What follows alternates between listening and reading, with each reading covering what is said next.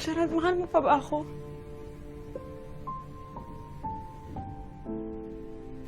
Kasi hindi ko maramdaman. Oo, tabi tayo natutulog. Pero parang ang layo-layo mo sa akin.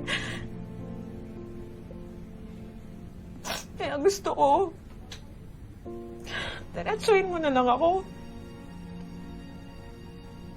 Suko ka na ba? Gusto mo na ba na maghiwalay na lang tayong dalawa?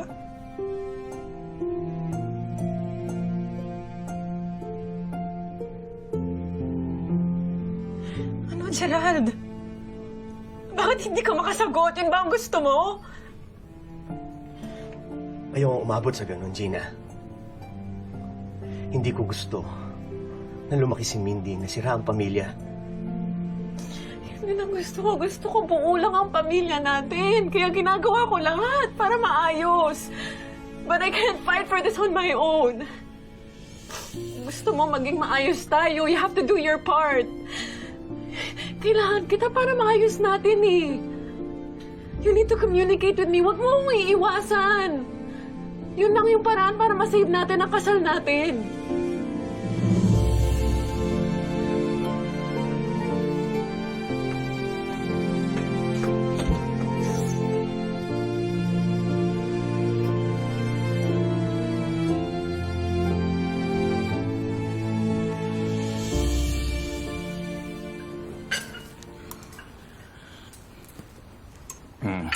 Gerald,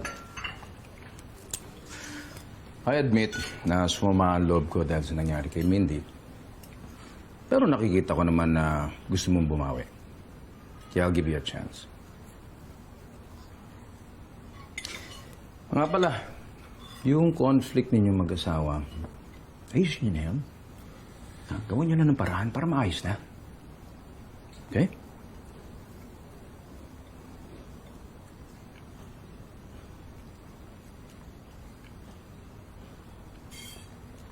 Dad, I think we just need more time para ma-resolve namin yung issues namin. Okay, why don't you do this? Why don't you take a leave from work? Take 2 days off. Para naman makafocus kayo sa mga problema ninyo. O, di ba? Matagal na. Matagal na tayong kinukumbida ni Vivian sa kanyang private resort. Why don't you go there for the weekend? Bida-bida talaga yung babaeng kahit kailan. Anong sabi mo, love? Wala, love. Ang sabi ko lang, maganda yung idea mo. Bakit hindi kaya tayo sumama? Para naman matuloy na yung matagal natin pinaplanong family outing.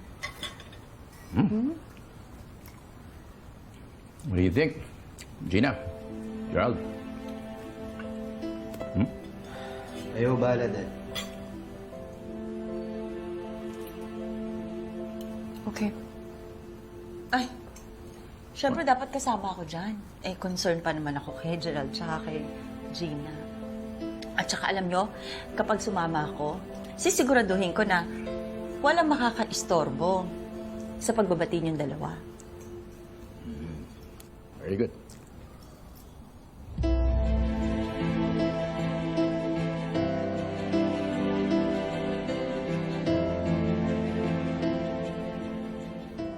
Love, dito na yung coffee mo. Okay.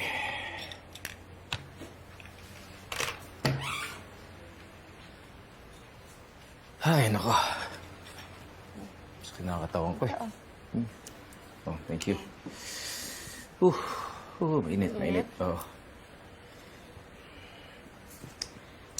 Love. Oh, yan. Alam mo, excited na ako sa outing natin. Kaso, alam mo, nag-worry lang ako kasi pati si nanay isasama natin. Oh.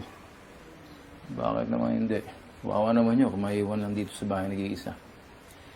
Eh kung iba lang yung sitwasyon, ako na mismo yung mag-i-insist na isama siya. Kaso, di ba ang purpose ng bakasyon na yon para makapagsalo si Gina at si Gerald? Tayo naman para makabuo ng baby.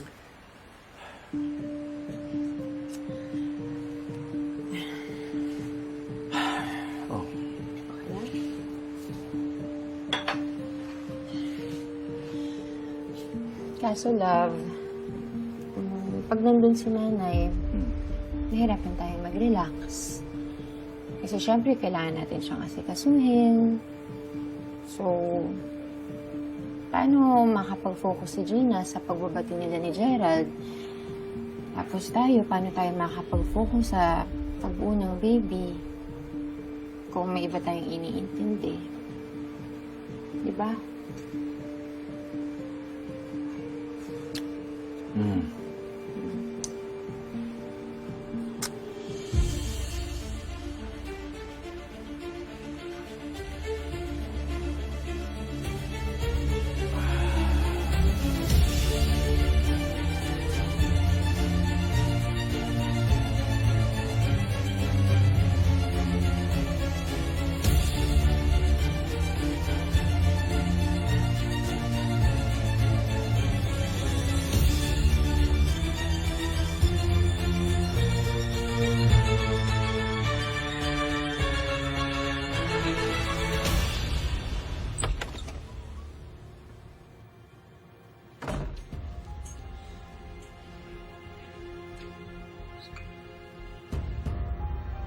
Hindi ako pwede magtagal dito. Nagpaalam lang ako kay Gina na bibili ako ng bagong phone. Dahil nawawala yung luma ko. Ako din hindi pwede baka hanapin ako ni nanay. Mainit na yung mata niya sa atin ngayon. So lang naman talaga kitang kamustahin eh. Ano, nahalata ba si Gina kagabi? Di siya naghihinala. Pero binigyan niya ako ng ultimatum na kapag di ko naayos yung gulo namin, maaaring humantong kami sa iwalayan. Bilib din ako dyan sa asawa mo. Ang lakas mang guilt trip. Pa-victim lang yun para maawa ka sa kanya. Tigil mo lang kalukuhang to. Nakakahiya na. Julia, seryoso ako. Wala kang asahan sa akin. Huwag mong hayaang pati si Gina mawala sa'yo. Anong kundi sapat ang sorry para makabawi sa lahat ng sakit at sama ng loob na binigay ko sa'yo nitong mga nakaraang araw. Bakit di niyo ako sinali? Hindi ko kasi alam na concerned ka rin pala kay Gina eh. Hindi kasi halata. Ikaw ang nagsolsol kay Robert para hindi ako isama, no? Para walang sisita sa inyo. Sakaling gusto niya na naman gumawa ng milagro. Papalitan ko yung pangalan ko sa phone mo. Sa pag tumawag si Mrs. Zabala, alam mo na. Bakit may condom sa wallet ni Gerald? Naalala ko tuloy yung halikan niyo ni Gina. Medyo nagselos pa ako eh. Nag-crave tuloy ako sa'yo. Nasisiraan ka na ba? Baka may makakita sa atin. Baka hanapin ka ni Dad. Gerald,